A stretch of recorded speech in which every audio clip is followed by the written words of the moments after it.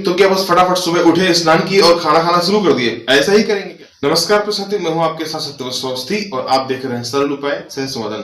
साथी, नवरात्र तो प्रारंभ हो जाते हैं और माता रानी के उपासक जो है वो माता रानी का व्रत रखना भी प्रारंभ कर देते हैं। लेकिन समस्या इस बात पे आती है कि नवरात्र के व्रत का जो पारण है वो हमें किस दिन करना चाहिए? अष्टमी को करना चाहिए, नवमी को करना चाहिए या फिर दसवीं तिथि को करना चाहिए? इस विषय पर बहुत लोगों को संशय रहता है। आज की इस वीडियो पर हम आपसे इसी विषय पर चर्चा करेंगे शास्त्र प्रमाणों के साथ में, और ये भी बताएंगे कि इस वर्ष हमें इन नवरात्र के व्रत का जो पारण है वो किस दिन करना चाहिए। आप बने रहिए हमारे साथ वीडियो के अंदर। चैनल पर नए हैं तो सब्सक्राइब अवश्य कर लीजिए। मेरे साथ वीडियो को प्रारंभ करते हैं। देखिए साथी, नवरात्र के ये विशेष दिन और इन विशेष दिनों को और भी विशेष बनाने के लिए सभी भक्त माता रानी की उपासना करते हैं, व्रत रखते हैं, पूजा अर्चना करते हैं। लेकिन उस व्रत का पूर्ण फल, उस पूजा का पूर्ण फल तभी मिलता है जब आप उस व्रत को अच्छे समय पर पारण करते हैं। तो पारण के विषय में आइए देख लेते हैं प्रमाण में इसके विषय में क्या मिलता है। आइए सबसे पहले हम देखते हैं निर्णय सिंधु में इसके विषय में क्या कहा गया है।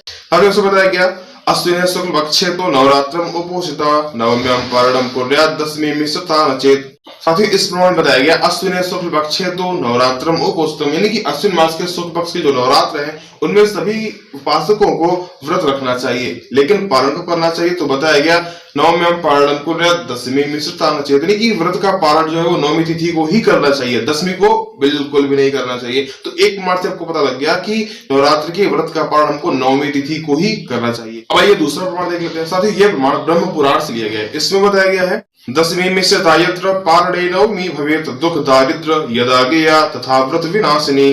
इस प्रमाण में आपको बताया गया, पारणे नवमी यानी कि नवरात्र के व्रत का पारण आपको नवमी तिथि को ही करना चाहिए, दशमी को नहीं। इसके नीचे बताया गया, दुख दारिद्र यदा गया तथा व्रत विनाशिनी, यदि आप दशमी तिथि को व्रत का पारण करते हैं तो दुख दारिद्र यदा गया तथा व्रत विनाशिनी, आपको दुख और दारिद्र मिलने वाला होता है और उस किए गए व्रत का कोई भी परिणाम नहीं मिलता, तथा व्रत विनाशिनी, उस किए गए व्रत का फल नष्ट हो जाता है। इसलिए इसमें भी आपको बताया गया कि व्रत का पारण जो है वो नवमी तिथि को ही करना चाहिए। अब आइए एक प्रमाण और देख लेते हैं। साथ ही इस प्रमाण में आपको बताया गया, नवम्यां पारतां देवी कुलमासं करोति वै तस्मात् पारणं कुर्यात् नवम्यां विबुधाधिपो।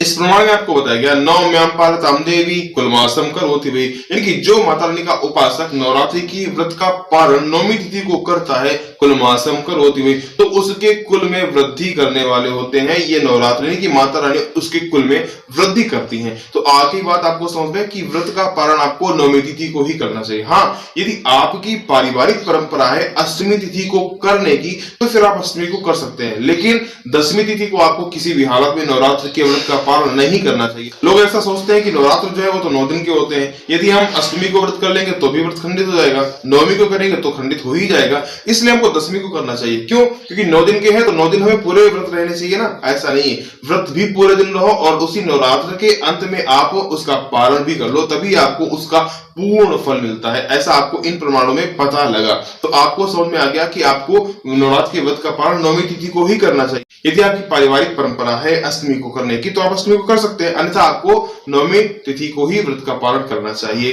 तो अब आपको बात समझ में आ गई कि नवमी तिथि को पारण करना चाहिए। अब बात ये आती है कि नवमी तिथि प्रारंभ हो गई तो क्या बस फटाफट सुबह उठे, स्नान किए और खाना खाना शुरू कर दिए? ऐसा ही करेंगे क्या? बिल्कुल भी नहीं, ऐसा नहीं करते हैं। व्रत के पारण की कुछ अलग अलग प्रक्रियाएं हैं, उन प्रक्रियाओं से आपको गुजरना पड़ेगा, फिर उसके बाद में ही उस व्रत का पारण आपको करना है। शास्त्र में बताया गया है, पूजा भिस्सेव होमस्य कुमारी पूजन तथा संपूर्णम तद्व्रतम प्रोक्तम विप्राणाम चैव भोजनम।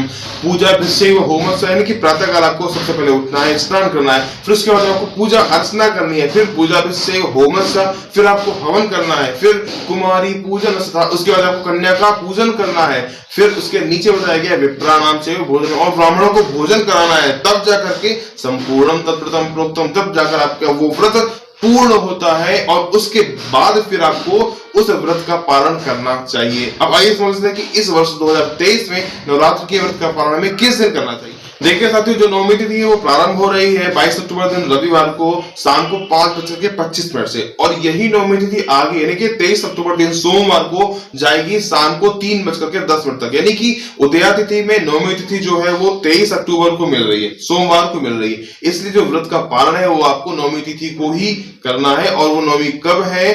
23 अक्टूबर दिन सोमवार को। तो आपको पता लग गया कि आपको नवरात्र के व्रत पारण कब करना है? 23 अक्टूबर 2023 दिन सोमवार। तो आगे बात आपको समझ में, आशा करते हैं वीडियो आपको संपूर्ण समझ में आ गया होगा। यदि आ गया है तो वीडियो को लाइक कर दीजिए, चैनल को सब्सक्राइब करना मत भूलिएगा। मिलते हैं अगले वीडियो में, तब तक के लिए नमस्कार।